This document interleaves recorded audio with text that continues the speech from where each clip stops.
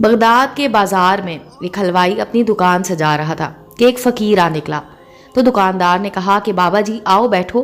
فقیر بیٹھ گیا تو حلوائی نے گرم گرم دودھ فقیر کو پیش کیا۔ فقیر نے دودھ پی کر اللہ تعالیٰ کا شکر ادا کیا اور اس حلوائی کو کہا کہ بھائی تیرا شکریہ، اور یہ کہہ کر فقیر چل پڑا۔ بازار میں ایک فاحشہ عورت اپنے دوست کے ساتھ سیڑھیوں پر بیٹھ کر موسم کا لطف لے رہی تھی۔ فقیر بازار سے گزر رہا تھا کہ فقیر کے چلنے سے ایک چھینٹا اڑا اور فاحشہ عورت کے لباس پر گر گیا۔ پانی کی بوندا باندی ہو رہی تھی، بازار میں کیچڑ تھا، فقیر اپنی موج میں جا رہا تھا۔ یہ منظر فاحشہ عورت کے دوست نے دیکھا تو اسے بہت غصہ آیا۔ وہ اٹھا اور فقیر کے منہ پر تھپڑ دے مارا اور کہا کہ فقیر بنے پھرتے ہو، چلنے پھرنے کی تمیز نہیں ہے۔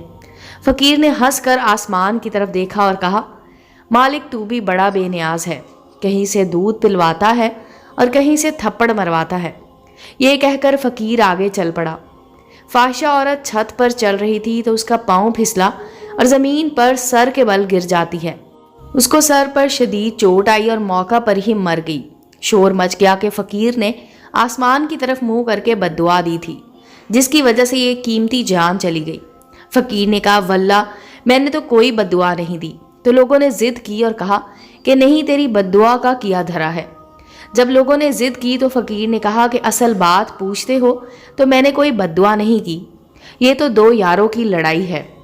امید ہے دوستو سٹوری اچھی لگی ہوگی۔ چینل کو لائک اور سبسکرائب کریں اور بیل آئیکن کا بٹن دبانا مت بھولیں تاکہ ہر نئے آنے والی سٹوری کا نوٹیفیکیشن آپ کو مل سکے۔ ملتے ہیں اگلی سٹوری کے ساتھ۔